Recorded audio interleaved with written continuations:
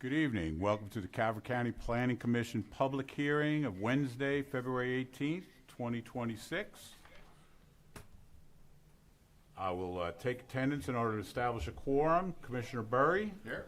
Commissioner Freeland? Here. Commissioner Gadway? Here. Commissioner Kernan? Here. Commissioner McQueen? Here. And Commissioner Weems? Here. We have a quorum and we are hereby called to order. If you'd all stand and join me for the Pledge of Allegiance. I pledge allegiance to the flag of the United States of America and to the republic for which it stands, one nation, under God, indivisible, with liberty and justice for all.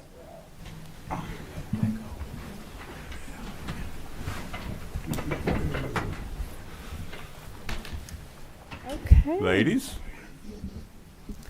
We have a little bit of an echo here. Do you know what this?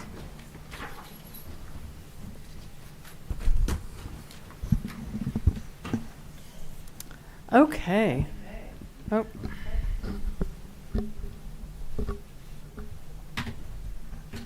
Okay. So tonight we have two public hearings scheduled.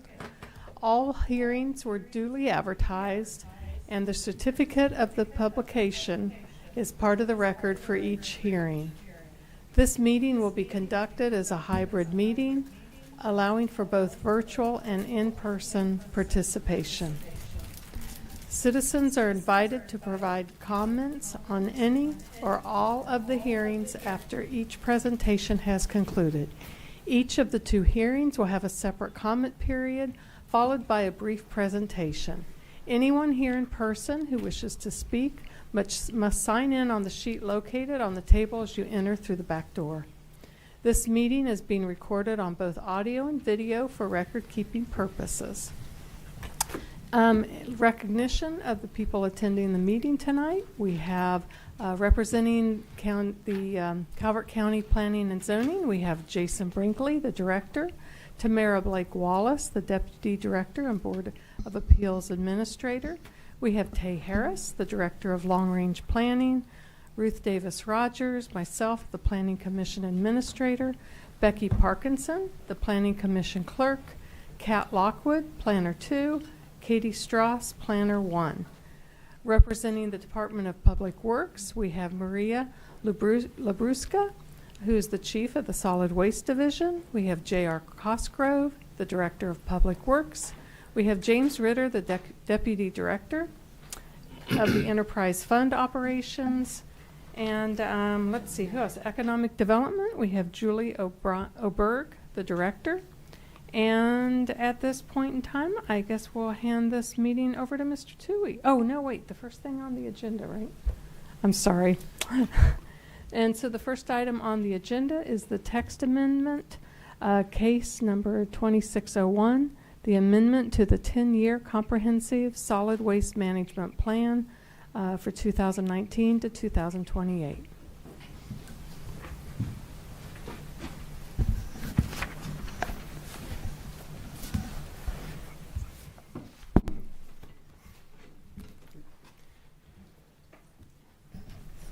Good evening, Commissioners. So I have with me Maria, who I'm going to turn it over to. She's the Division Chief of Solid Waste. She's going to read the memo for you. Good evening. If everybody could speak into their mics loudly. Good evening, Commissioners. The memo for this text amendment background. The Department of Public Works Solid Waste Division received the information from Sun Companies, LLC, that they are going to open Calvert County Recycling Facility and Transfer Station in Prince Frederick, Maryland. The facility will require an MDE refuse disposal permit and a text amendment to the 10-year Comprehensive Solid Waste Management Plan 2019-2028. Discussion. The facility will be privately owned and financed. It will be located at 5340 Catch Road, Prince Frederick, Maryland, 20678, and have a permitted capacity of 750 tons per day of non-hazardous construction and demolition waste, also known as CND. CND received at the facility will be separated and hauled to permitted processing for recyclable CND and disposal facilities. The facility will provide services to Calvert and other Southern Maryland counties. Fiscal impact. Any fiscal impact will be unknown until the facility is in operation. Conclusion and recommendation. The Department of Public Works Solid Waste Division requires that the Planning Commission consider the following options. First, find the proposed text amendment is consistent with the Calvert County Comprehensive Plan and recommend adoption by the Board of County Commissioners.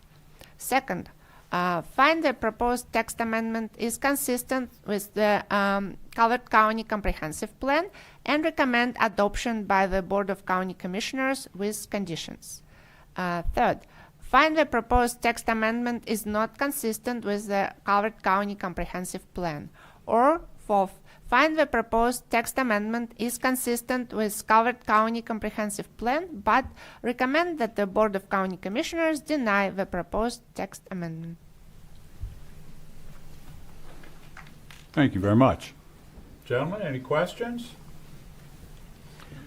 Without this text amendment, would it be possible for them to operate as designed?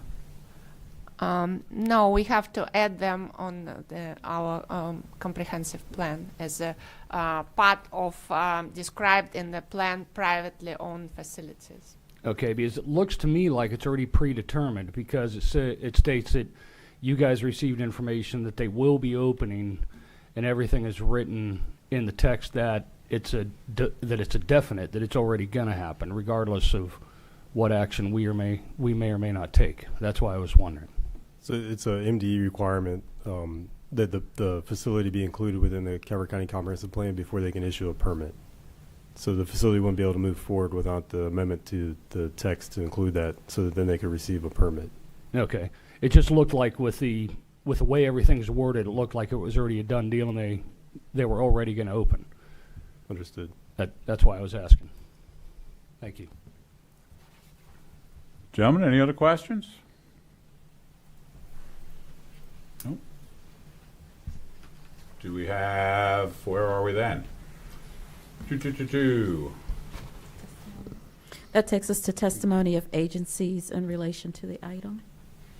And then questions by the Planning Commission, then presentation by the applicant, which you don't have a presentation. No. Let's see. Is there anybody who wishes to speak on this? Is anybody signed up on the sign-in sheet?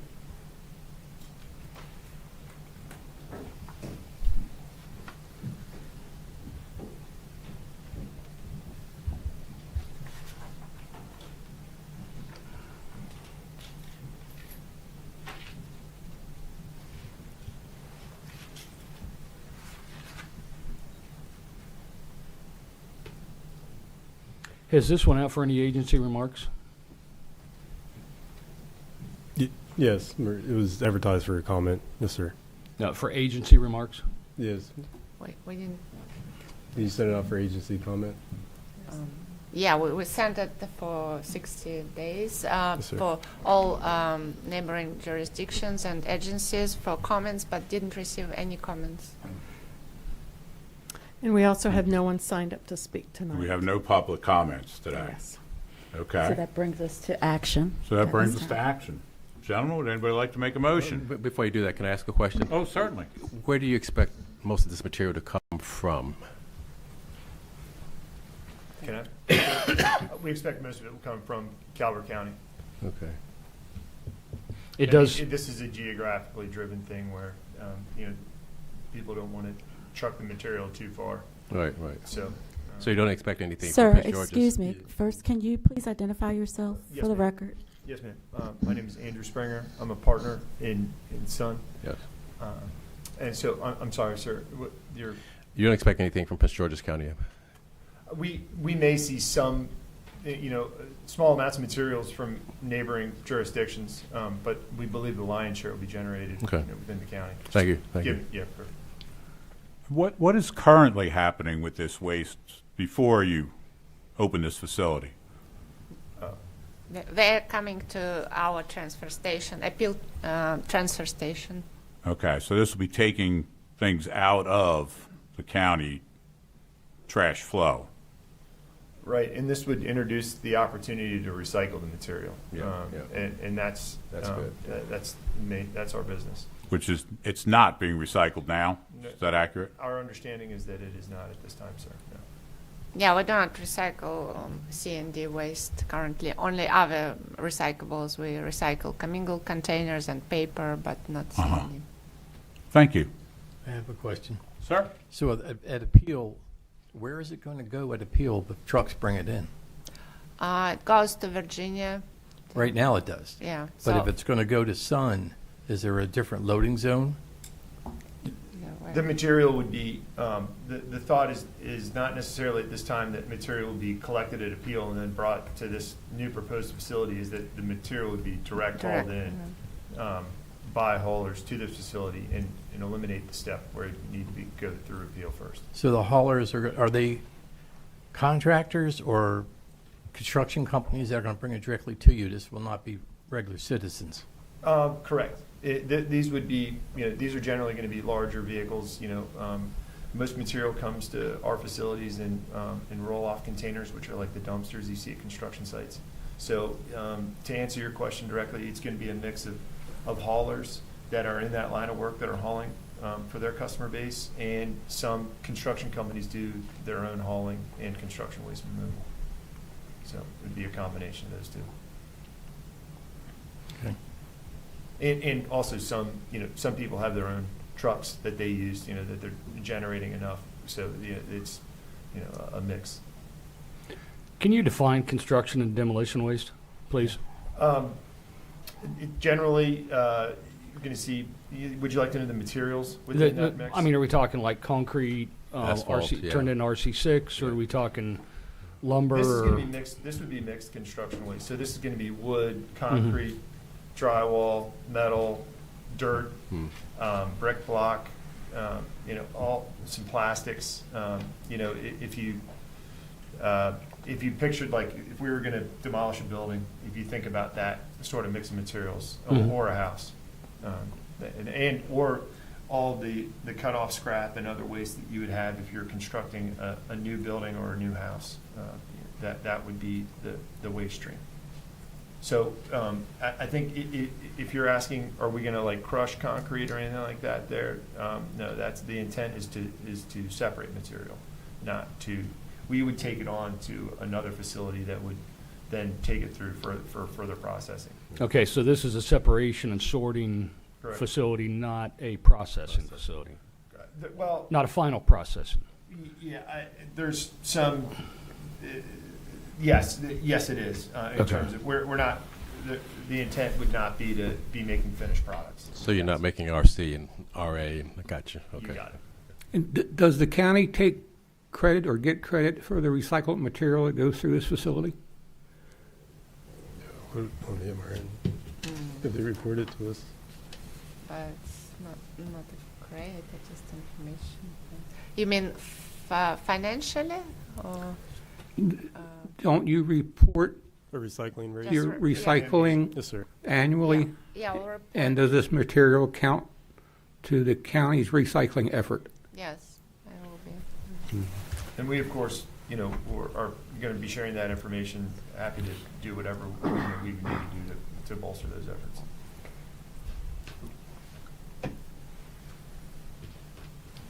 Gentlemen, any further questions? Mr. Chair, I'd like to move that we find that text amendment case 2601 is consistent with the Calvert County Comprehensive Plan and move that the Board of County Commissioners adopt it. Second. We have a motion and a second. All those in favor? Aye. Any against? Who seconded this? Commissioner McQueen? All right, well, Takes a little thank you off. so much. We appreciate your help today. Thank you. Thank you all very much. Thank you. Okay. Moving right along, we'll go to Chapter 1, Town Centers, and Chapter 3, Dunkirk Town Center Master Plan, December 2025 draft.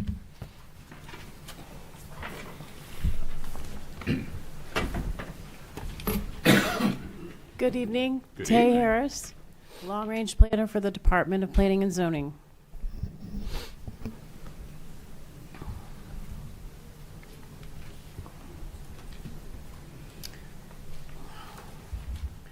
Okay, so tonight I'm here to talk to you about the draft chapter 1 and 2 of the 1 and 3 of the Master Plan of Town Centers, and this represents the Dunkirk Town Center Master Plan Update December 2025 draft.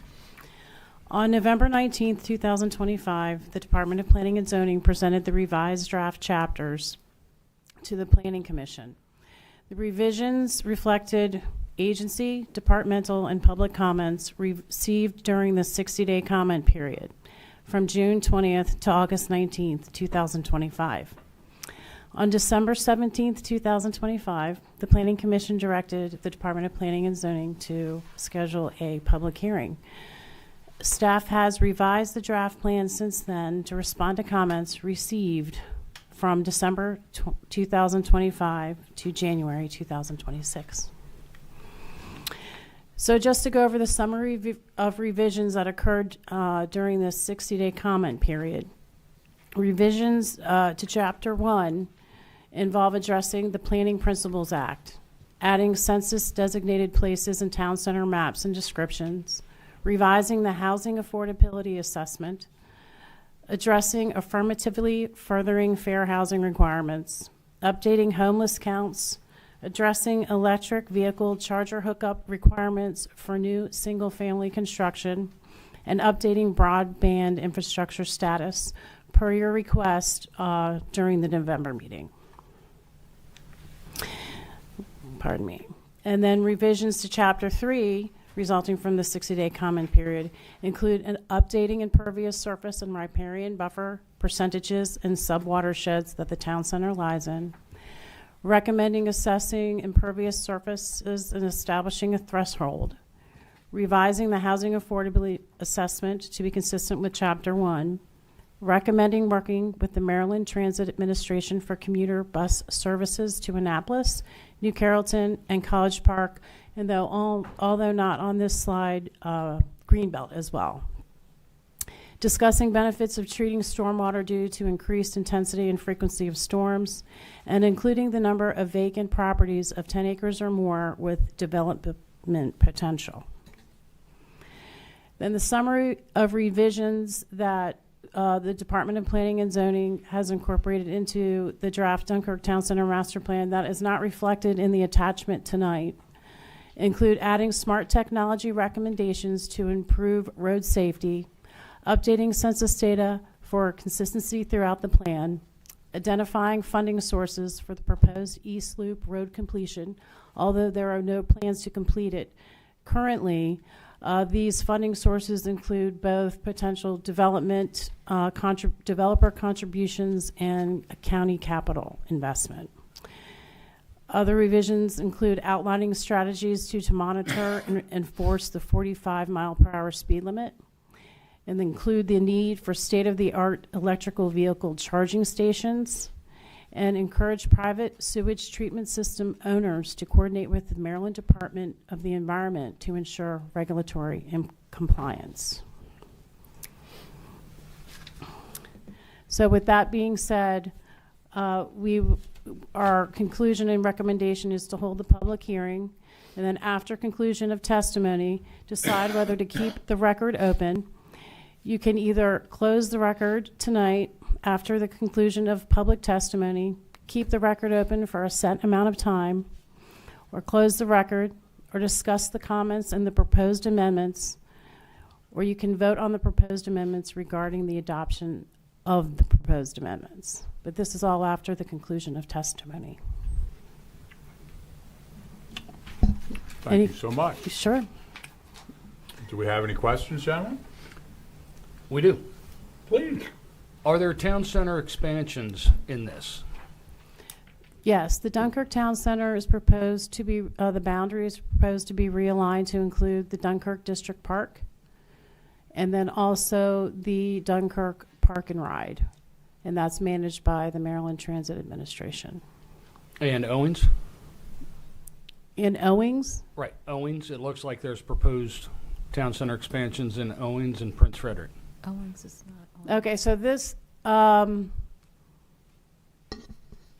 are. Okay, thank you. Okay. Now, the properties that are going to get expanded to are already developed and in use. Are they contiguous with the town center currently, or is there any empty space in between that's going to get transferred over into town center also? They are contiguous too. They are already developed. The Dunkirk District Park might have minor improvements made to it or renovations. So there's no additional land except for the developed county lands? That is correct. Okay, thank you. Other questions? When you say developed county land, are you inferring that the county already owns it? Well, the two pieces that are going to be added are the park and the park and ride. Park and Ride is actually state-owned. Oh, state-owned, okay. Okay. But it is a developed land. I want to make sure there were no developable Right. In pieces reference to Dunkirk, yes, I would agree. I don't know that would be the fact for Prince Frederick or Owens. Town center expansions. That is correct. There are developable lands in those realignment areas. Thank you. Mm-hmm.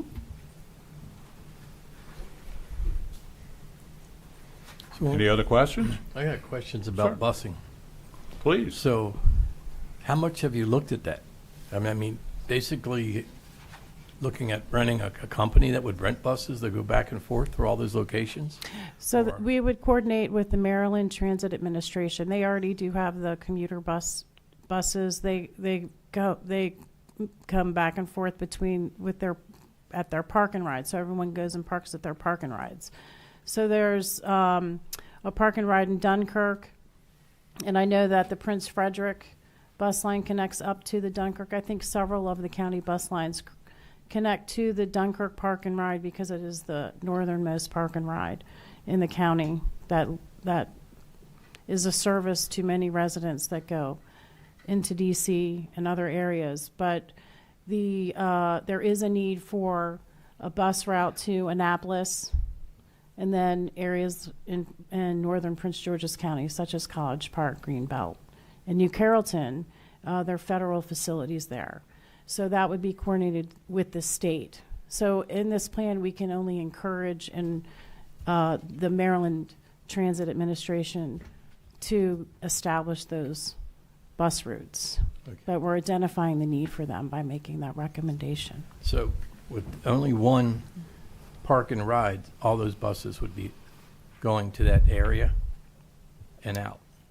I'm assuming that there would be several buses leaving from that area, from that park and ride, going to the different destinations if those bus routes were established. Does raise an interesting capacity issue if, and that's a big if, all of the bus services are approved. Right. It's just a recommendation at this point. Right. And there's no cost to Calvert County? I am not. I do not know the cost structure if it's a partnership between the county and the state. So I can't answer that question, but I could find out and give you the answer. Yeah. Okay, I'll do that. One minor comment on page 96, and we've talked about the population estimate figures before. Mm-hmm. On page 96, it shows populations for the Dunkirk census area for 2020 and 2023. Mm-hmm. And if you look at those numbers just at the face of it, you would conclude that there's been an increased net population of almost 250 people. But the source of these numbers comes from very different methodologies, as I understand it. 2020 is the actual U.S. Census enumeration, and 2023 is actually an estimate from a different agency. So it would not be correct necessarily to conclude that the Dunkirk population had increased, and certainly not to that amount. Am I right? So it is correct to assume that it may not have increased to that amount. However, both the 2020 census data and the 2023 census data comes from the Census Bureau. Okay. The methodology by which these estimates are determined differs. Like the 2020 census data, we know there's a huge outreach and door-to-door campaign and telephone surveys, whatnot, to come up with the data for each decennial, each 10-year period. But in between, what they do is they take 5-year estimates and they come up with the numbers in between. So that's just based on existing data. And I don't know the methodology exactly, but I do know that the data in between the 10-year increments is less reliable. Yeah. Where I'm going with this, and this also applies to the draft Prince Frederick plan, because you've got the same kind of population statistics there, is just to ask for an asterisk or a footnote in the text that says these are based on different methodologies, and the difference in numbers does not necessarily reflect that degree of population change. Okay, yes. That's all. Thanks. Mm-hmm. Gentlemen, any other questions? I don't have a question, but I want to thank Kay for sharing with us your comments to the written comments that came in. I found that very helpful. Okay. Yes, it was. Welcome. Yes. Thank you. And we'd also like to thank the lady, her name escapes me right now, who wrote the written comments. They were excellent. Sorry. Yeah, Ms. Mary Burton. Burton. Yeah, thank you so much. Yep. Yes, Yes, she put a lot of thought into those comments, and I had to put a lot of thought into the responses. I saw both of you work very hard, and we appreciate it. And it did result in some revisions to the plan. So I also would like to thank Mary Burton for her time and effort in looking over the plan. Thank you. Thank you, Ms. Burton. Okay, so do we have additional testimony or concluding comments from the applicant and staff? Any more questions of the Planning Commission? Gentlemen? No? Okay. Any public comment? We do have 2 people signed up to speak tonight. If you are representing yourself, you will have 2 minutes. If you're representing a group, it will be 5 minutes. The first on the list is John Kaiser. Please state your name and speak into the mic, please. My name is John Kaiser. I live in Dunkirk, Maryland. I have a couple of questions, and maybe they're simple to answer. One of my questions about the development or the expansion is why? What benefit do we get by expanding the town center to include the park and ride and the park? Is there a benefit? And are we going to see more impervious surfaces to be back there? If you look at the map, there's quite a few acres of ground that's undeveloped. It's inside of the park and inside the park and the park and ride. So expansion is my question. Thank you. Okay. Next on our list is Sarah Rothhaus. Quick question. Would it be permissible to ask staff right now to answer any of the gentleman's questions? I mean, Yes, absolutely, you can, but I would wait to the end of, Okay, fair enough. of all public comments, and then. please state your name and your address and whether or not you're speaking for yourself or a group. All right, hi, my name is Sarah Rothis. I'm speaking for myself. I live in Apple Green, Dunkirk. And I wanted to comment on one of the proposals is to restrict movement from Apple Way onto Route 4, making it a right turn only. Right now you can turn left and right. I live in Apple Way and I work in Prince Frederick, so I take that left turn every day. I find it very safe. I don't understand why it would be turned into a right turn only. And I think if it is turned into a right turn only, that will seriously increase congestion at the Ward Road intersection. And I think it'll prompt people to sort of fly across all 3 lanes to get into the left turn lane and make a U-turn at Route 4. So I'm opposed to that proposal. And then I also wanted to comment on the proposal to construct Shops Way, which will connect Apple Way and Dunkirk Way. That is a very popular proposal. I am a huge proponent of that. People already walk there all the time, and I think it would be much better to be able to drive there. I know some people who live in Apple Green and take the Dunkirk Park and Ride every day. Right now, they have to get on Route 4 just to immediately get back off to go to the Park and Ride. This way, it'll help, get less people on Route 4 and help the traffic that way. So that's all I have to say. Thank you, ma'am. Thank you. Thank you. Do we have anybody online that wishes to speak? I do not see anybody. Mr. Burry, now if you want to direct staff to answer the questions. Yeah, the gentleman asked some very interesting questions, and wondering if you have any answers or comments. Okay, so the intent of the town center is to be a mix of uses: housing, commercial, industrial, institutional, which includes civic uses. So the town center was expanded to include the Dunkirk Town Center Master Plan, the Dunkirk District Park, to further the intent of the town centers and make it a reality, as well as the MTA Park and Ride. These are also civic uses. As for the Dunkirk District Park, I can't speak exactly for it, but I can find out. I do know that a lot of that area that isn't developed right now, there are sensitive area lands in that area. I do not know the development potential of it, and I'm not sure if anyone from Parks and Rec that's here can speak to that.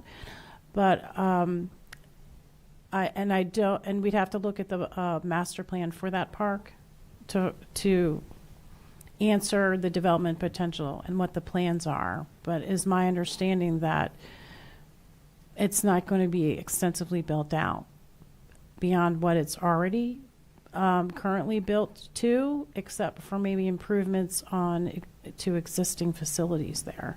But I do not know that 100% for sure. It's just my understanding. So basically, it's expanded just to include civic uses within its boundary. And then the Park and Ride is completely parking and impervious surface, and I don't think there's any development potential there currently. But you're going to turn that over to the state of Maryland. Maryland has it now and manages it, right? Yes. They're responsible for anything broken, fixing. As far as I know, yes. It's So we would state-owned and be- managed, but that's Right. right. So basically, we'll be responsible for all that stuff. Not necessarily the case, but I would have to get back to you to confirm that. Because if it's Maryland's, let Maryland keep it. Well, just because it's going to be included in the town center doesn't mean ownership is transferred to the county. That's not the intent at Okay. all. Yeah, that would be a separate action, right? Yeah. Okay, good. And that's a good point to stress. So for what we're asked to approve tonight, part of which is the expansion of the town center boundaries, that does not by itself result in a net increase in impermeable soils. It just redesignates that that's within Dunkirk Town Center rather than outside Dunkirk Center. Is that right? Right. It's a boundary line change. Okay. If it's okay, I'd also like to address the second comment. Please. Just there needs to be some clarification because SHA conducted a study, and there have been accidents at that. There's a median crossover. There's no light there, and there is sight distance limitations. So when you're taking a left out, the traffic coming over the bend has posed problems. So what SHA proposed, and in coordination with the county, to my understanding, is that Shops Way and Dunkirk. Shops Way was supposed to connect to Dunkirk Way and then go out toward Light, so that the left is not made, and then people have to scooch over toward road lighted intersection to take that left. They would use that back road system to get to Ward Road and then make the left.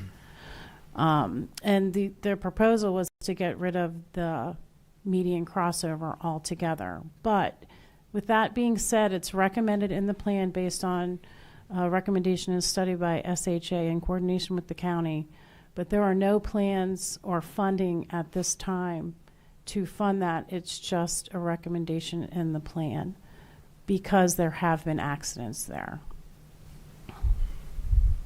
Okay, I want to go back a half step. You were talking about new routes and buses running to different locations. Mm-hmm. If that takes place, isn't that going to increase more people going to the park and ride and more buses coming into the park and ride? And will that not trickle down to having to create more impervious surface for additional parking? I can't answer that question because I am not aware of the capacity of the park and ride in Dunkirk at this time. I don't know if it's underutilized, utilized at capacity, or anywhere in between. I would have to get back to you with an answer on what the capacity is there right now. I think that's part of the gentleman's concern. I mean, if you increase the availability, it's going to increase the clientele, and it's going to increase everything. Everything around is going to increase. And I would have to get back to you, but I believe that the parking lot is already pretty large and it was built for potential users. I'm not sure if there is more development capacity there in terms of expanding the parking lot, but I would have to get back to you on that.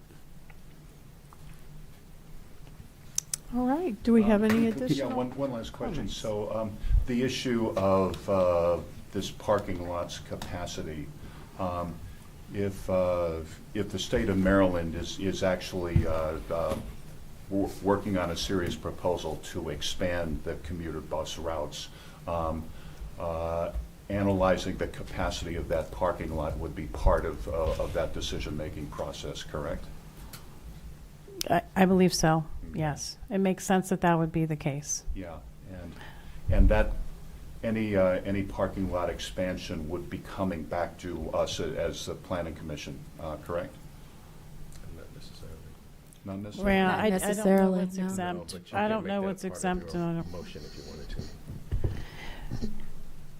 to. I think that all your questions, I'm not answering them adequately. So I can't give you answers either way unless you give me additional time to get back to you. But, yeah, we should give them say that. This is going to fill up. Yeah. We're going to have a problem. Yeah.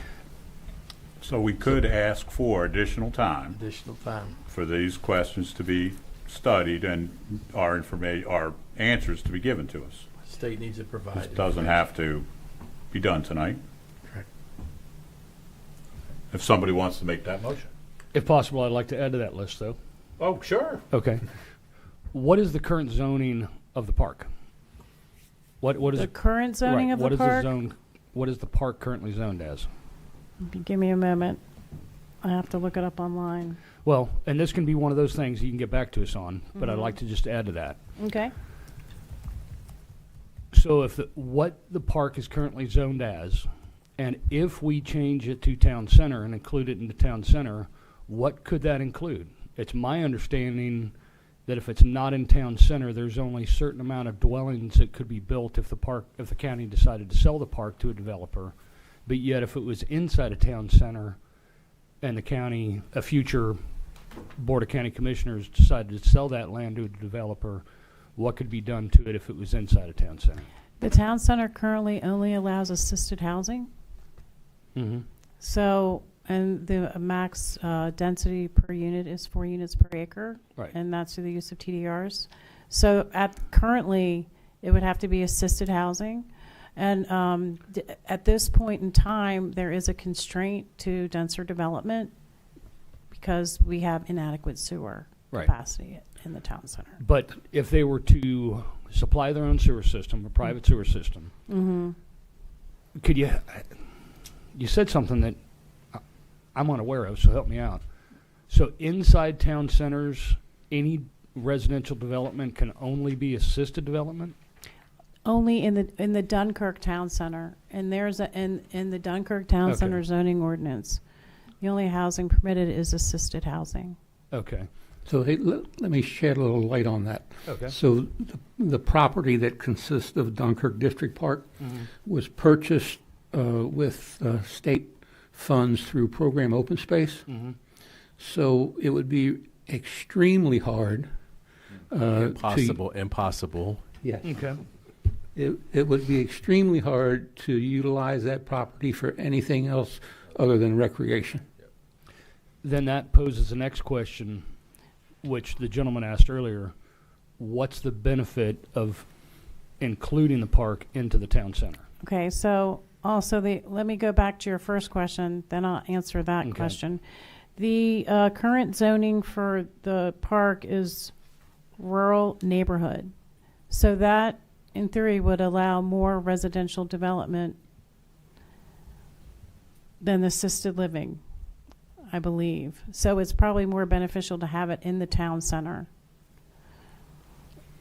But it's almost a moot question and a moot answer because of the funding that was used to purchase the. Understood. Okay. So I would be shooting in the dark, but I would guess that including the park in the town center would put the park in a position to receive additional grant funding that may not be available to it now. And that very well may be the case, but that's a great question that I'd love to have the answer on, other than. Well, we do have a Yes, Matt. sustainable communities designation, which Dunkirk is part of, and that we have several of our town centers, not all of them, and the beaches are in the sustainable communities designation, which is a state designation. Okay. That designation helps local jurisdictions leverage other state funding. So when you're going to apply for a grant and you mark that this area is a sustainable communities designation, you in essence get more points on your scoring. So if this were to be included into the town center, we would revise our sustainable communities boundary for the Dunkirk Park. And I appreciate all the conversation about Dunkirk. I really do. The Prince Frederick and Owens also has town center expansions, which do include land that's not developed at this point. So, as I mentioned before, I'm against any town center expansions that are going to include undeveloped land. So, I'll be opposed to it, as I have in the past, as long as those town center expansions are in the final product that comes back to us. Thank you. Can I go off script here a second, Mr. Magley, and ask Mr. Bob in the back to come up and give us some clarification on Dunkirk Park program open space, please? I'm putting you on the spot, I realize that. He's always ready. Good evening, Bob Branham, Director of Parks and Recreation, and yes, we were having a sidebar back there. So one, obviously Commissioner Freeland understands program open space in Dunkirk Park probably better than I do. Program open space funds does guarantee use to any and all, not just residents of Calvert County. And there is, you were talking about development or potential if you were to sell the property. I can only tell you what the charges for Parks and Recreation currently. We are expected to maintain and enhance current facilities and fields, as most of the remaining portion of the park is a forest retention area. So we would not be clearing or developing anything within the park. I don't know how that translates to the county entertaining selling it and somebody developing it. So that would be another conversation for someone else. Program open space can dictate that funds utilized to purchase properties is returned to the state if it does not follow the guidelines of how that property can be utilized, if it's acquisition money. And that is what was used for a portion of Dunkirk District Park, among many other properties in Parks and Recreation. Thank you, sir. Thank you. Thank you. All right, so Do we have any other questions, gentlemen? We're all set? Would anybody like to make a motion? Go ahead, Dave. I'll second your motion. You have to listen to it first. I'm unsure of the wording. Let me hand it to you. Mr. Mattingly might have a comment for us. If you look at page, I put other alternative motions. Yeah. I think one of the motions on page 5, about the fourth one down, might fit the bill.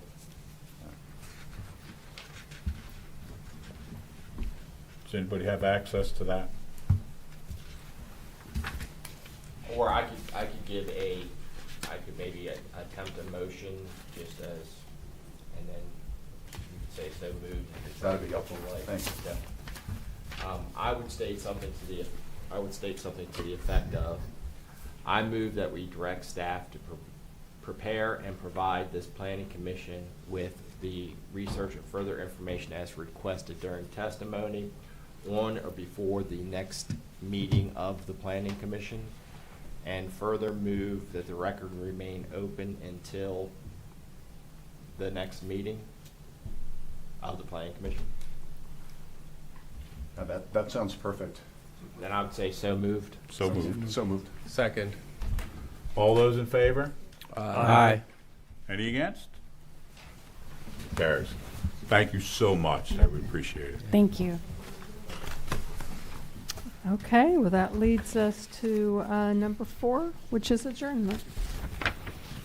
Could I have a motion to adjourn? Motion to adjourn. We have a motion and a second. All those in favor? Aye. We stand adjourned. Okay, and we'll have a brief break, and then we'll move over into the regular planning commission.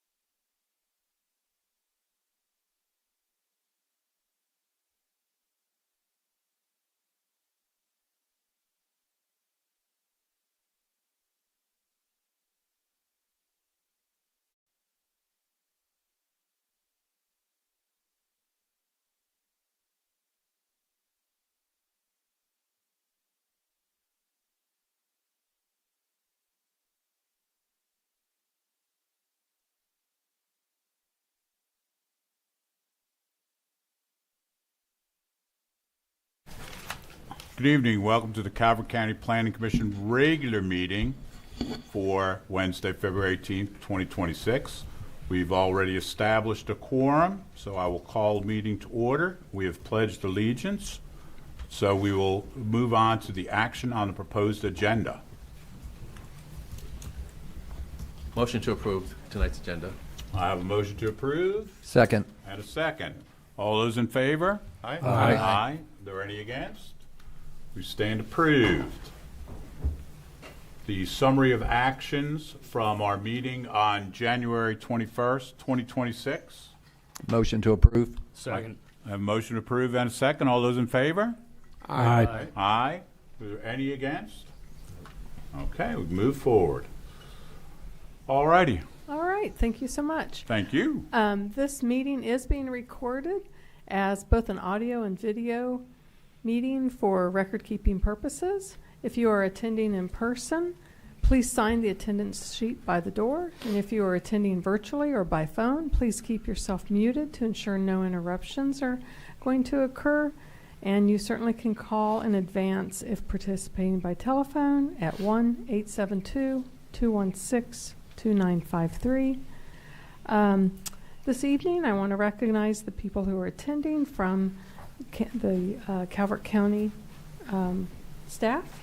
We have, representing the Planning and Zoning Department, we have Jason Brinkley, Director, Tamara Blake Wallace, the Deputy Director and Board of Appeals Administrator, Tay Harris, Director of Long Range Planning, Ruth Davis Rogers, Planning Commission Administrator.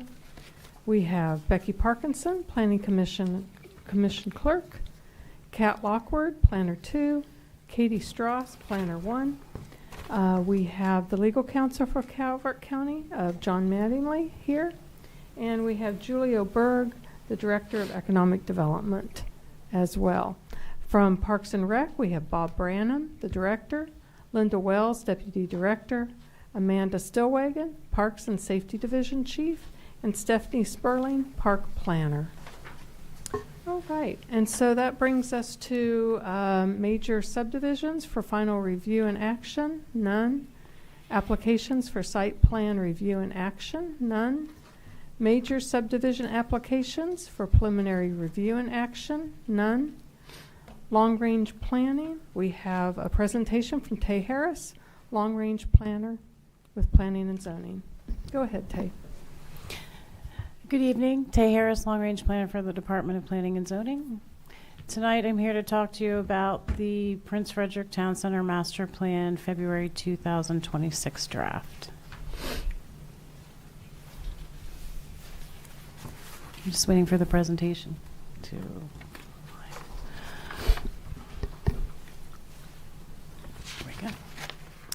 So on July 16th, 2025, the Planning Commission determined that the draft plan is consistent with the Calvert County Comprehensive Plan. On September 30th, 2025, the Board of County Commissioners held a public hearing to consider the draft chapter and receive public and departmental comments regarding impervious surface updates for the North Battle Creek watershed, the Parkers Creek watershed, and the Hunting Creek watershed. These are the watersheds in which the town center lies. It also, the revisions also included information concerning Hunting Creek and its headwaters, which partially lies within the town center as well. The board also considered public transit improvements that encourage the Maryland Transit Administration to establish a commuter bus route to Annapolis, New Carrollton, Greenbelt, and College Park, restructure certain routes to reconnect Prince Frederick/Dunkirk to Alexandria, Virginia, and the Pentagon, and include planned improvements to the local bus system, Calvert County's bus system, and the Prince Frederick route in particular, for more frequent service, timed transfers, a future dedicated transfer station, and potential new routes such as Prince Frederick-Hughesville connection. The board also considered mitigation on adequate public facility for roads language. The board voted to keep the record open until the Department of Planning and Zoning addressed pending comments regarding the build-out status of Symphony Woods and Calvert Town subdivisions and mitigation language associated with the adequate public facility for roads. On December 2nd, 2025, the board continued the public hearing. The Department of Planning and Zoning confirmed the build-out status of the subdivisions, Symphonywood and Calvertown, and also revised the draft chapter to reference the county code regarding adequate public facility for roads mitigation requirements. At this meeting, the board raised concerns about potential residential development on the employment-centered zone parcels and related impacts on town center infrastructure.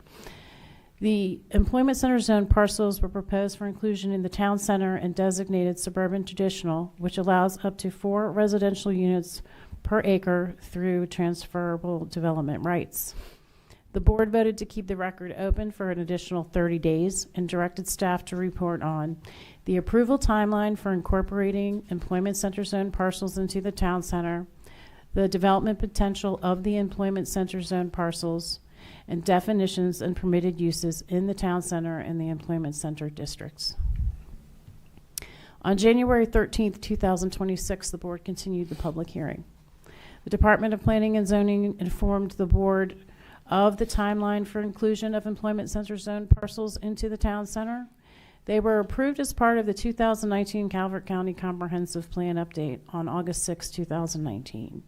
They were revised and approved as part of the Comprehensive Plan Amendment on November 22, 2022, and they were codified in the Calvert County Zoning Ordinance Update on February 18, 2025. The employment center zone parcels comprise 252 acres in total, of which approximately 50 to 60 acres are developable due to steep slopes, wetlands, and streams. Staff also provided a list of permitted uses in the town center and the employment center districts. A complete list of permitted uses is outlined in Attachment A to the staff report. So in the Calvert County Comprehensive Plan, you'll see the highlighted or the bolded text. It specifically realigns the boundaries of the town center to include employment center parcels that border the town center. It also realigns the boundary to include Calvertown and Symphony Woods. In the 2019 Comprehensive Plan Update, it calls for a Phase 1, or it called for a Phase 1 and Phase 2 to the realignment or expansion area. The Phase 1 is on the map to the left. Phase 1 is represented by the dark purple boundary, and Phase 2 by the light purple boundary, and you can see that the employment center zone parcels are pink. During the 2022 Comprehensive Plan Amendment, the expansion or realignment areas were reduced to the Phase 1 area. That's the map on the right, and that's outlined in purple. You will also notice that the employment-centered parcels to the very west outside of the town center were rezoned light industrial and residential. And in the Calvert County Zoning Ordinance, if you focus on the bolded text, the Employment Center District is temporary and is planned to be phased out following updates to the Town Center Master Plan updates and the Zoning Ordinance update, as recommended in the Calvert County Zoning Ordinance. So the map on the left in this slide shows the employment centers and their adjacency to the Town Center. Again, they comprise approximately 252 acres. The maps to the right, the middle one shows the North Employment Center Zone parcel, which is associated with the Calvert Health Campus. There's no known development potential on this site, but the most western employment-centered parcels, zoned parcels, are shown on the map to the very right, and circled are the approximate 50 to 60 developable acres. So on January 13th, the staff recommended establishing the Edge Commercial District corresponding to the Employment Center Zone parcels. The intent of the Edge Commercial District is to allow uses that minimize infrastructure impacts while remaining consistent with the intent of the town center. I'd like to pause for a moment on this slide. We did receive public comment from the Friends of Hunting Creek. They requested that we revise the intent for the Commercial Edge District. The intent is to allow limited uses that minimize impacts on existing infrastructure, sensitive areas, and other ecologically valued natural resources land. Mill Creek, a major tributary to Hunting Creek, drains into the western part of the Prince Frederick Town Center, including the proposed Edge Commercial District. In 2023, developed land in the upper Mill Creek watershed accounted for 38.8% of the area, including 14% impervious surface.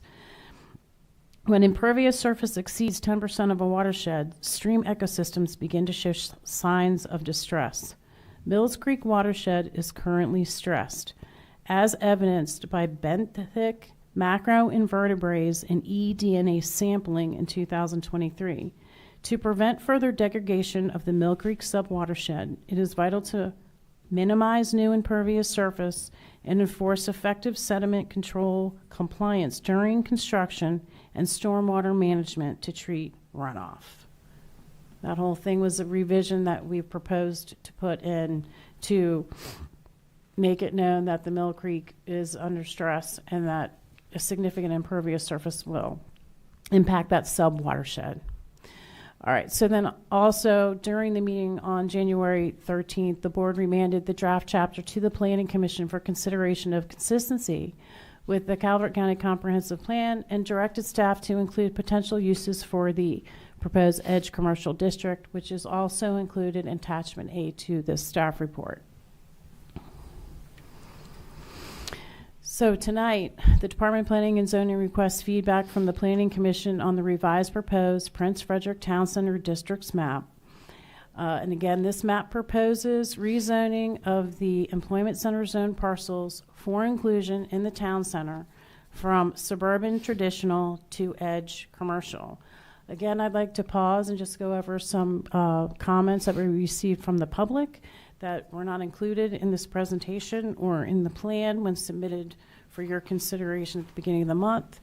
On page 36, where it discusses the 935 acres anticipated or realized of housing growth, residential growth, a statement was added that in 2025, the Board of County Commissioners adopted the Calvert County zoning ordinance, significantly reducing the allowed density. This was to clarify that there's a discussion of development capacity at the end of the paragraph where we discuss all the development in the pipeline with the table of all the proposed development listed.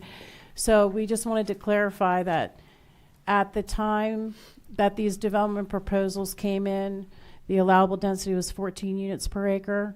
It's been reduced since then because we are trying to manage growth, and we all know that in 2025, the board approved the reduced density at 4 units per acre. However, we did not include the number 4 units per acre in the master plan because we are trying to avoid having to amend it in the future. The density may change. So then we would have to go in and amend this plan. So if we just reference the zoning ordinance where it's explicitly stated, we're hoping to just, I guess, emphasize that the allowable density is no longer 14 units per acre. It's significantly reduced.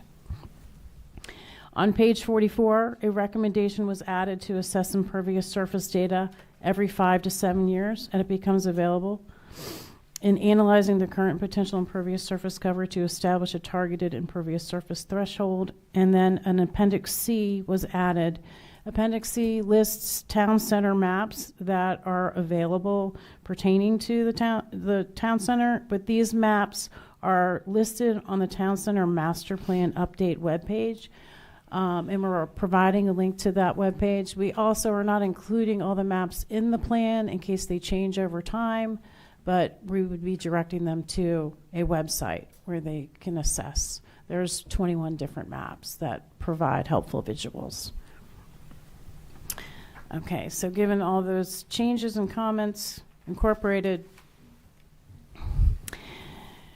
we are here now to seek your input. So if you have any questions or comments before we go on with this slide, I'd like to ask you if you do have any questions or comments. Sure, gentlemen. Yes.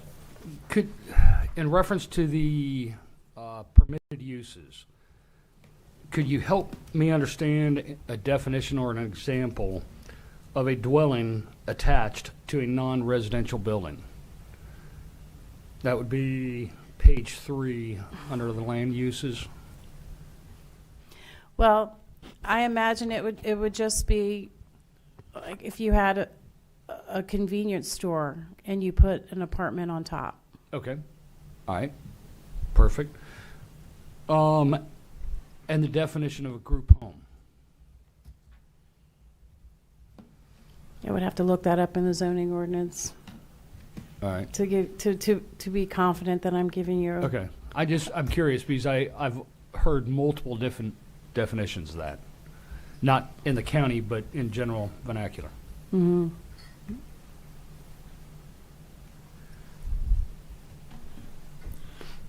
Tay, one other comment.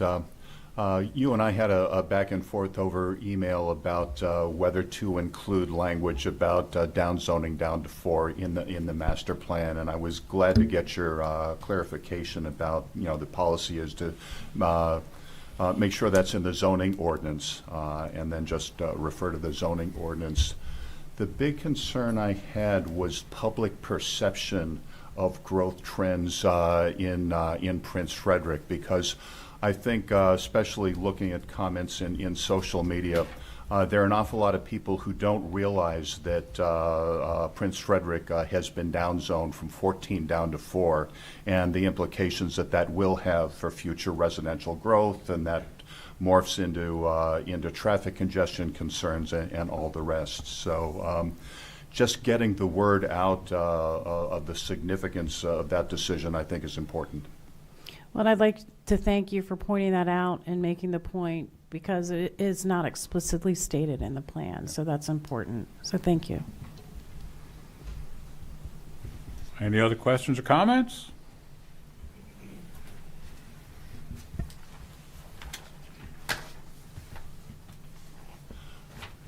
Yeah, one minor one on page 69.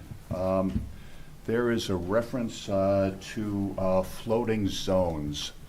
Are you going away, moving away from that term in this particular plan as elsewhere? That is referring to the Community Enhancement District? Yeah. Mm-hmm.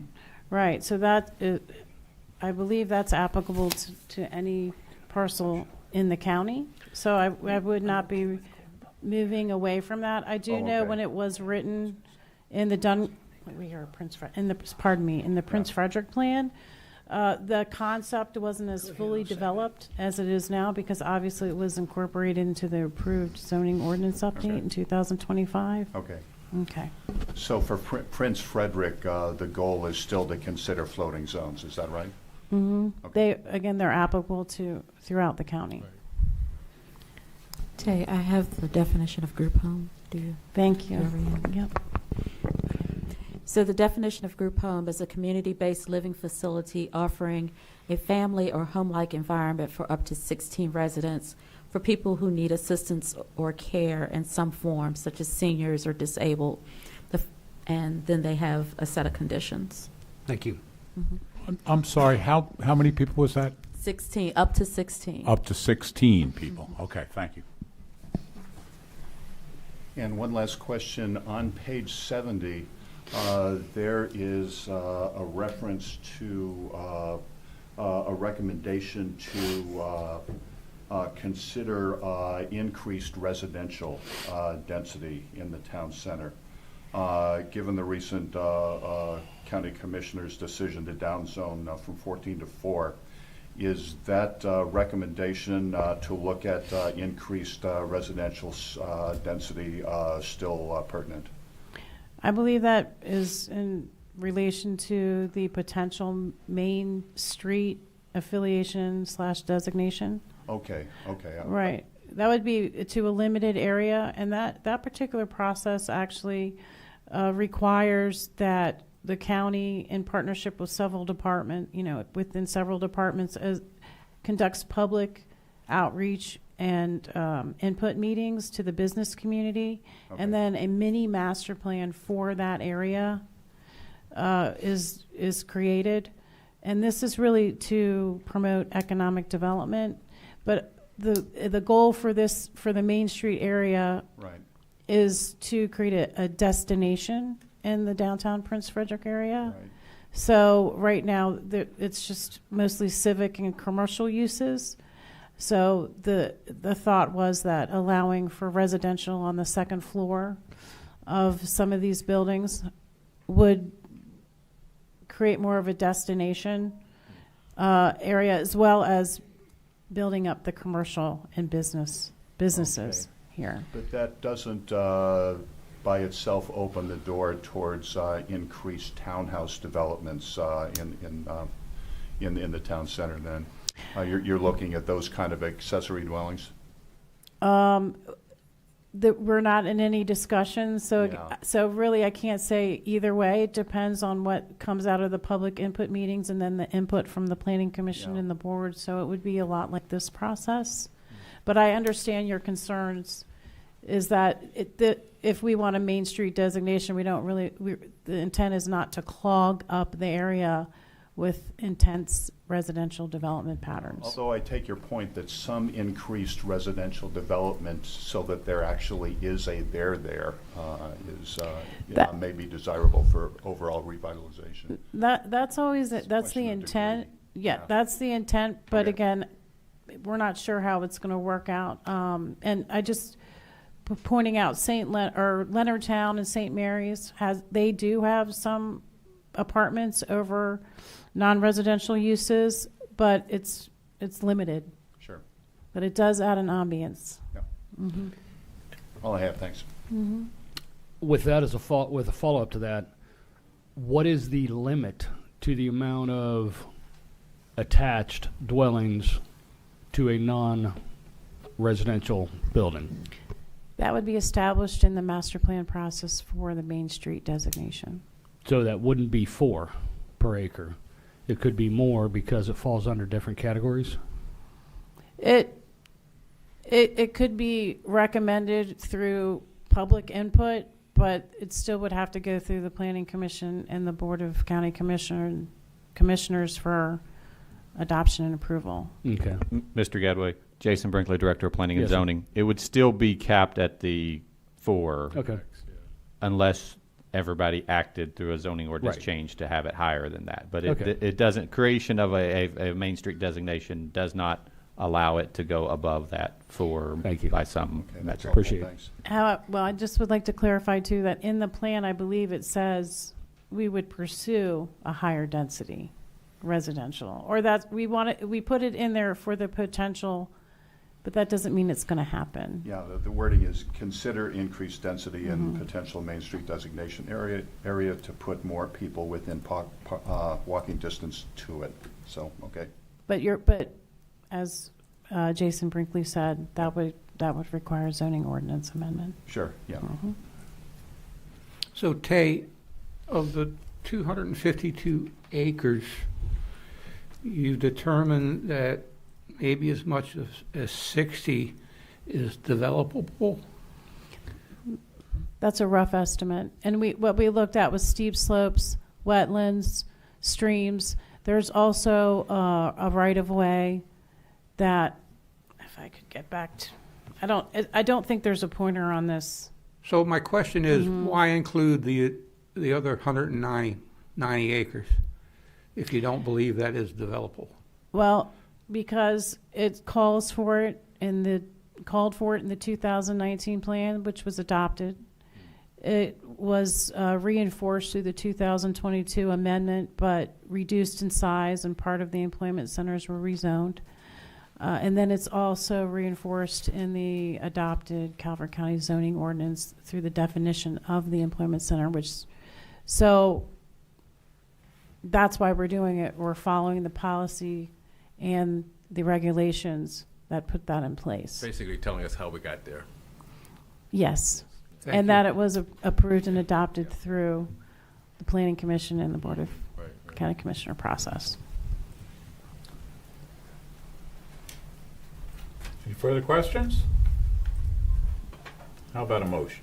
Mr. Gadway, what's the recommendation? Mr. Chair, I'd like to move that that we direct staff to schedule and duly advertise a public meeting on March 18th, 2026 for the draft Chapter 2 Prince Frederick Master Plan. Second. Thank you, Commissioners. All those in favor? Aye. Aye. Are there any against? Motion passes. Thank you so much. Thank you, Tay. Thank you. All right. That gives us a lead now to number 9, items for discussion and or action. We're now going to have a work session with the Department of Parks and Rec about the Marley Run Recreation Area.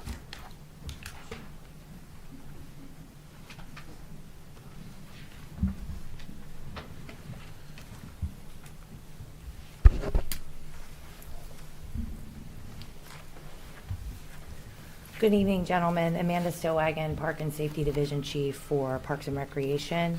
We're here to discuss the Marley Run Recreation Area Resolution 3-92 amendment. I would like to read the memo unless you would like me to forego it. There's some background information in it. We've read it already, so. Okay, so we go ahead and move into the presentation. Please, yes.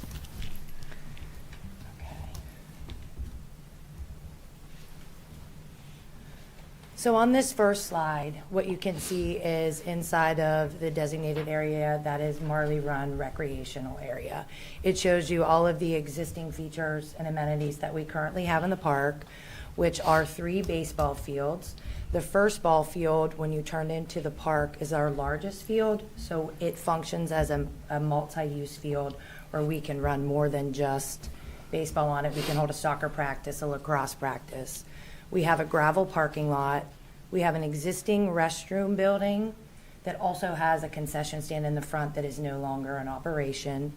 We have pathways that lead to the fields, and then we also have 2 sheds on the property that function for our maintenance facilities, stores our equipment, our staff that maintain this location work out of those 2 sheds. On this next slide, it's highlighting the area again, but we felt it was important to show you this slide because it really points out the extreme slopes that we're dealing with at Marley Run. This property is completely bound by topography. There isn't room to grow or add anything additional to Marley Run. We would just be amending and enhancing what is currently there. This slide shows you a few existing photos of the park. The upper photo is the berm that sits between the gravel parking lot and Cox Road. This berm, as you can see, is rutted terribly from years of maintaining it, mowers running on it, erosion, and the cause of that is what you see there are really the ruts in which the tires of the mowers run on when they mow that berm. It also shows you our 2 existing sheds. There's also a small dumpster there, and you'll see there's a pile of infield mix. That's where we store some materials when we're working on the fields. Amanda, could you speak into the mic a little more, please? Sure. Thanks. The lower photo, that is just another image of the parking lot, and you can see currently the way that we are operating there with it being a gravel lot and curb stops that we have to paint in our parking lines. So it's a continual maintenance to continually repaint the lines in. We try to do it a few times a year at the start of the season, and then usually again in the summer months when things slow down slightly for us. This is another photo of the park. The top photo gives you a nice angle where you can truly kind of see the elevation change that we're dealing with at Marley Run Park. You'll see how high the parking area is, and you can see in the distance our lower field in the back, field 2.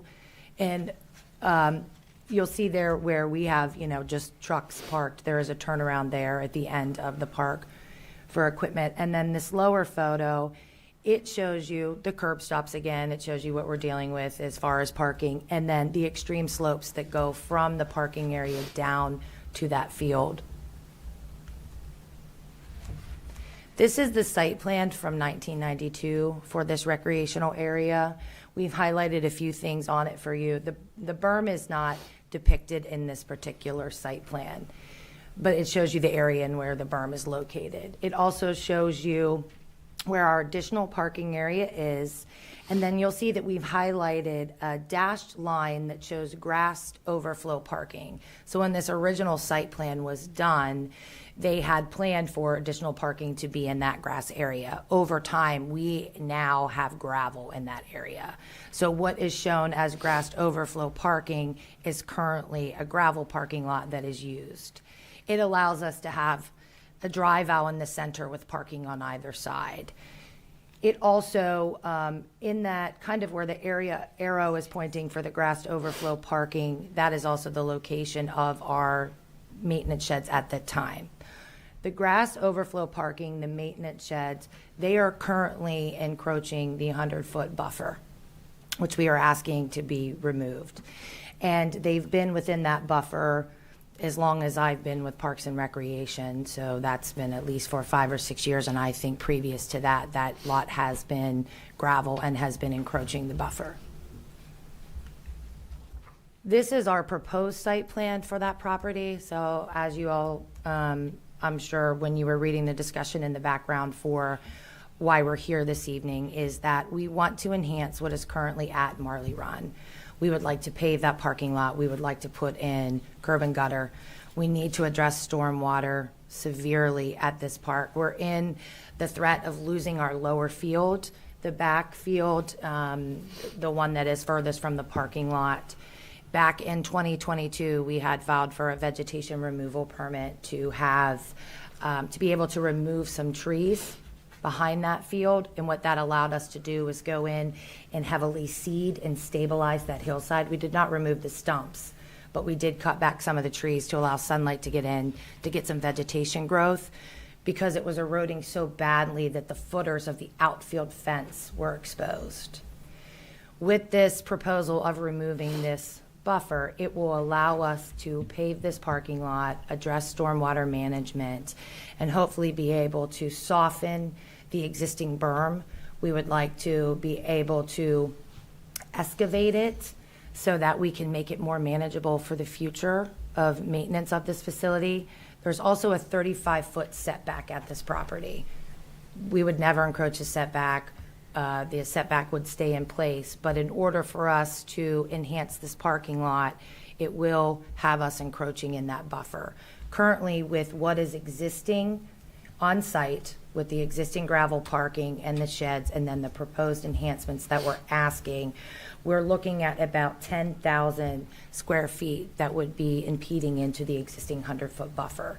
So removal of that would allow us to do appropriate grading as we get in to extend the parking lot. As the parking lot sits right now, it is not to code. So on this proposed site plan, we'd have a 25-foot wide drive aisle. We'd have appropriate parking spaces that to code are 9 by 18. And we would be able to enhance ADA accessibility at this location. Currently, our ADA accessible parking spots are when you turn, right when you turn into the property.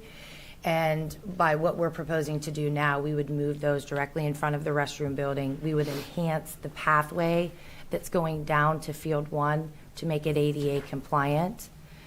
We will work with the consultant to make our best effort to get both of the fields, all 3 fields, ADA compliant. That is a requirement that we show effort. It may not be attainable at the lowest field, but we would have 1 field at that location that would be completely ADA accessible. We came to you today to discuss the removal of this buffer and to keep the existing 35-foot setback. We're asking for your guidance on whether a public hearing is needed for this amendment or if this work session would be suffice. Thank you. Mr. Bagley? Thank you, Mr. Chair. The 100-foot buffer was put in by resolution of the county commissioners. Correct. So in order to do this, we could use, and this is what I would recommend, land use 4-204, which allows us just to make a recommendation to the Board of County Commissioners to basically reclassify or amend a zoning regulation. The reason why we can classify it as a zoning regulation is because this was one of these old, we don't have many more, it was an old transfer zone. So that's almost its own mini zone that the Board of County Commissioners could then amend. So today, if you wanted, we could just make a recommendation. Then it would have to go in front of the Board of County Commissioners, and there's an abbreviated for an amendment of this sort. There's an abbreviated public hearing, which should only require like two weeks of notice to be set in. So I know that there was some talk about you need to get it in by March 18th. Is that correct, Amanda? We would love to make that happen. Currently, we can't move forward with the schematic design of Amanda, this property. speak into your mic. Sorry. Currently, we cannot move forward any further with the schematic design and construction documentation for this site until we get further direction on the amendment of the existing buffer. And this project will receive the remaining funding that's needed for construction in the budget that will be adopted in July. So with that, that was part of the memo as well, is that there's existing funding of a little over $1 million in the account, and we're requesting 2.5 more in FY27, and that will complete what we will need to do this construction. So if you were inclined to actually make the recommendation to reduce the buffer from 100 feet to 35 feet, I did put a proposed motion in there to give you the wording. And then from then, assuming that, and I don't want to be presumptuous, but assuming that you did want to recommend that, then staff, assuming it passes, staff would then have to put it on the BOCC agenda. But not as a public hearing. It is a public hearing. You have to have a public hearing because it's an amendment. Okay, we just weren't sure, so, Yes. okay. Thank you, sir. Mr. Manuel, are you saying that that public hearing would not be here, though, if we were to take that action? That public hearing would be Correct. with the commissioners? Correct. This does not require consistency finding. Right. So all you're doing is making a recommendation to the Board of County Commissioners. Okay. They would then have the sole public hearing. There's only one public hearing required in this case. Understood. Thank you for the clarification. Are we permitted to ask questions, though? Here. Oh, absolutely. Okay. It looks like that berm's, and I'm not asking for an exact measurement, but it looks like it's about 20-ish feet high. I would say And that's accurate. If you were going to be cutting that back significantly, you're going to have to change the angles, obviously. It's clearly not going to be 20 feet high if it's only going to be a quarter of the depth, quarter of the width. Would you have any idea on what that new height would be? It would be significantly reduced, or are you thinking that it would possibly even be eliminated? I think to eliminate it would be very difficult. However, the overall scope of this project, the amendment of this buffer is just what's going to allow us to move forward. But just for transparency, we are also going to be regrading, renovating the ball fields because it's all part of drainage, right? I mean, the bottom line is water has found its way there, and so we've got to pipe it and get it out. So we're hoping that we can pull from that berm to do some of the grading on site. I cannot say for certain the quality of the dirt that is in that berm, but that was, part of the recommendation from the engineer that we've been working with is, why would we haul more dirt in if we have dirt on site that we could use? Right. And we would have to do some grading to that berm as we extend the parking, slightly to get it to code. But I don't have a maximum height that I'm looking for. I'd like a grassy knoll more so than a Bad berm. choice of words. Careful what you say. Bad choice of words. Leave that as an official report here. I think it's a nice division to Cox Road. It provides safety to the park and, to the patrons that are there. I'm picturing right now, let's just say that berm's 80 feet deep, 80 feet wide, roughly 20 feet high. It's probably even less than that. It might be even 60. Yeah. Okay, so if it's 60 feet, 20-ish feet high, if you take that down, let's say there's a 5-foot ditch on the roadside, you could be looking at a 20, maybe a 15 to a 20-foot wide berm if you have a 35-foot setback. So if it's only 25 or 30 feet, I can anticipate that being less than 5 feet in height. I used to live on Cox Road. I've driven past that place a lot. My kids have played ball on there a lot. That berm is a positive thing to me. Maybe not 20 feet high. It is to me too. It is to me too. I would be opposed, or I would not like to see it when I'm driving down the road to just look over and see a ball field at the same elevation. you know, There, in a there parking should lot. be plantings on that Right. berm, and I think that there were at one time, but over Mhm. time, you know, they have been cut down or the trees have died. Our plan for that is to, like I said, soften that berm and be able to put a nice vegetation buffer in there as well, and work on getting some really beneficial plantings in there. So yes, I'm with you. I think the berm serves a purpose.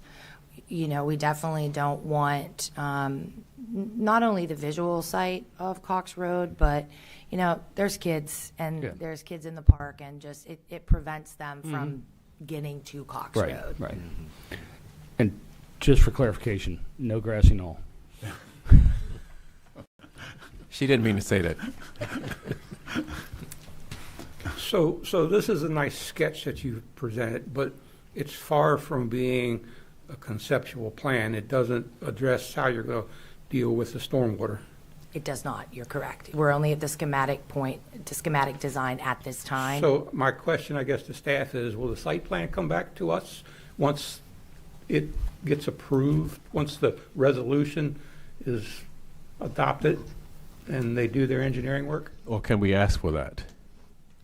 You can ask for it. It can come back, yes. But more than likely, it will be coming back by site plan. I can't answer if we would be presenting that site plan or if we would. Site plan would come through staff. It would come through staff.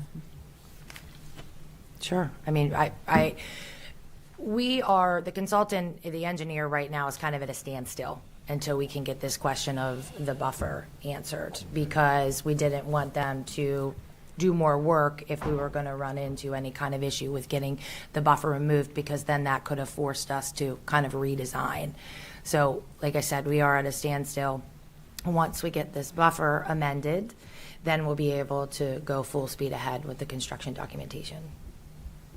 Okay, so Mr. Chairman, I move sir. that we recommend amending section 9 of the resolution number 51-89 by eliminating the 100-foot buffer while maintaining existing 35-foot setback to the Board of County Commissioners.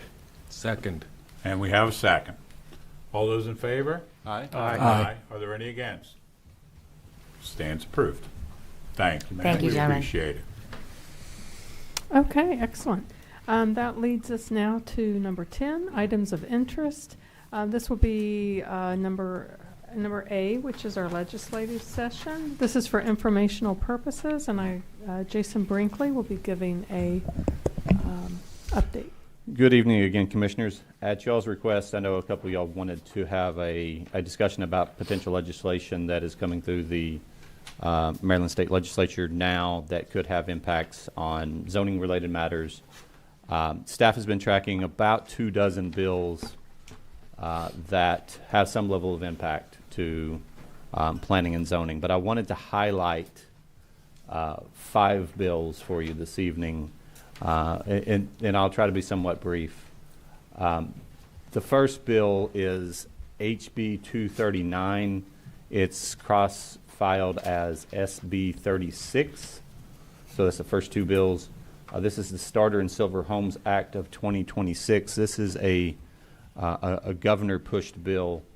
I wanted to bring this to your attention. I believe I sent you all copies of the letter in opposition that the Board of County Commissioners recently signed on this. It does a number of things that are concerning because it really usurps local control and the comprehensive plan and the planning process. A few of the big things to note is it basically allows townhouses in all residential areas, and a townhouse is defined as being 3 units or more. Would be allowed in any residential area. It also allows in any subdivision that is 3 years or older the ability, now obviously there's certain features on each individual lot that may dictate whether this is possible or not, but the ability to basically trisect any lot, so split any lot into 3 in any subdivision that currently exists. That ability is there. Now obviously you have to be able, if it's not on water and sewer, you would have to be able to have the required areas to set potential septic or anything of that nature. But that would substantially effectively increase the allowable density throughout the county. And I'm not going to throw out numbers on what that would be because it could be it could vary a lot depending upon where that's potentially happening. But I think it's very clear that that would have a potential impact, substantial impact, on the allowable density throughout the county. This was the SB 36 bill was had a hearing yesterday. There were 14 proposed amendments by the author. He rattled them off, or by the sponsor, they rattled them off, but they didn't go into details, and staff hasn't seen them. That may minimize some of the impacts, so we'll evaluate that, and I can send an update to you all when that happens. But this is a bill that the BOCC has already sent a letter in opposition. They're very much opposed to it because it's a one-size-fits-all solution that would have dramatic effects on the county. The next bill is similar in its impact. It's HB 778. It's called the Middle Housing Option Bill. And it's a little more tailored in its approach, but it redefines a single-family dwelling as including townhomes. And once again, townhomes would essentially be anything that could be multiple units and not just one. It would be a single family. So it would also have potentially drastic impacts if adopted in its current form. That bill is got some proposed amendments for it. It hasn't had a hearing yet. There is not a cross-vote filed in the Senate. A letter in opposition also on that bill has been sent by the county commissioners, very similar to the other one because the impacts would potentially be very similar. The other one, other pair of bills, that's HB 548, and its companion is SB 325. It's the Maryland Housing Certainty Act. This is a little bit different in its nature, but it essentially extends tolling on all residential developments to 5 years. Our current zoning ordinance allows potentially up to 3, but this would extend it to 5 years. It's kind of questionable whether that's 5 years, and then once you get permits, whether you would have an additional 5 years. So it could go on significantly longer.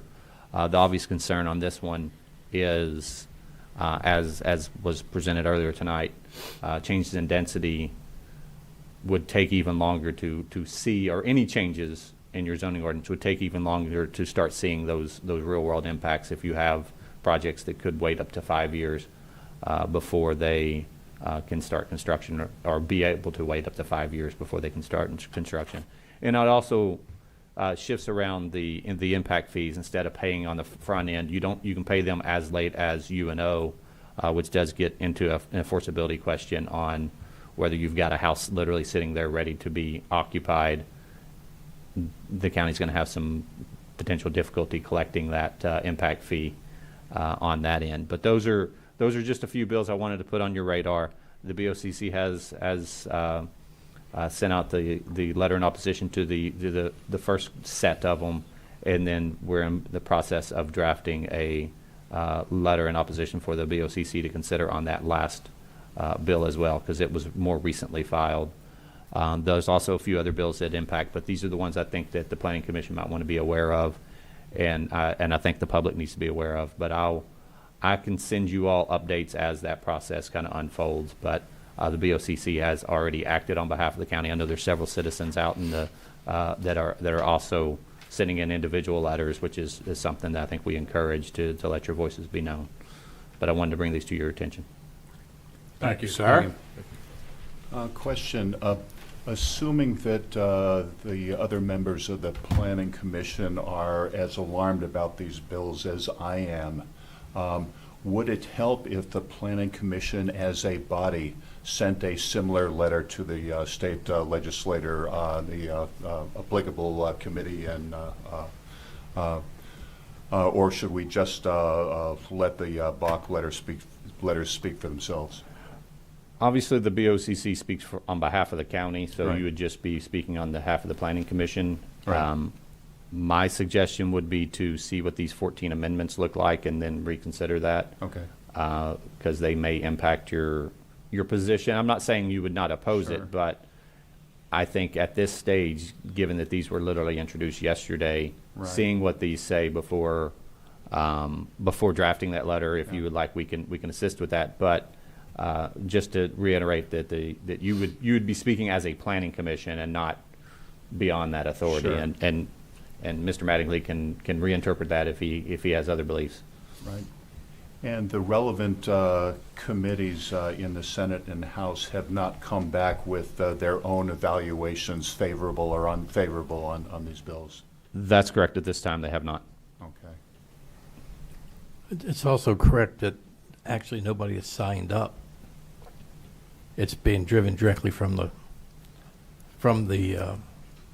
governor. These are governor-pushed bills. Correct. So that your delegates or your senators haven't put any name on it. I will not speak for any of that. I'm just, these are governor-pushed bills, part of his housing package. And these are too early in the process for fiscal notes to be requested? Fiscal notes have been requested, but I don't know that they've been processed yet.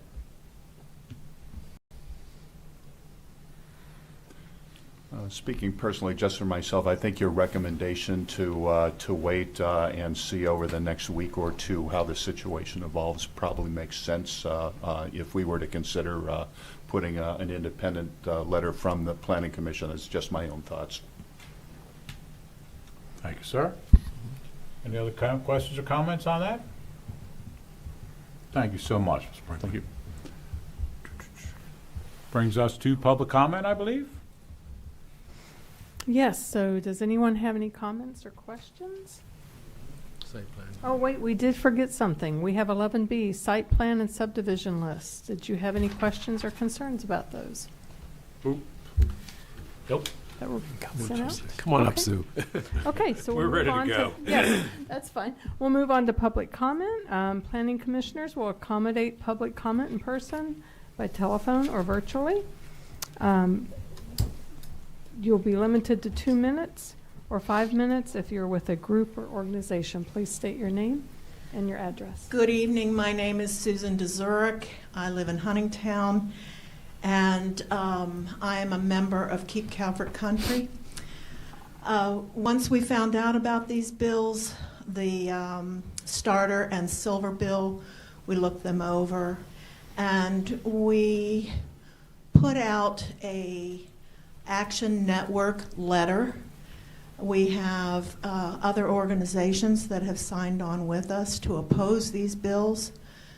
We are not opposed to starter homes and housing here in Calvert County, obviously. We do feel that there are quite a few areas that already have smaller homes, but unfortunately, market rate puts those out of the starter area. And I don't know how much the county can do about that. But to date, as of Monday, we asked that we sent our letter to the Southern Maryland delegation, and we asked them to work together as a bipartisan effort. We've had that before from our delegation. And our network letter, Action Network letter, had sent off almost 500 signed letters from Calvert County to the committee chairs and also to the Southern Maryland delegation. So we're working on it. We're trying. And we've had posts on Facebook, and so we're pleased so far with the reaction. So thank you. Thank you. Thank you, sir. All right, next, is there anybody else?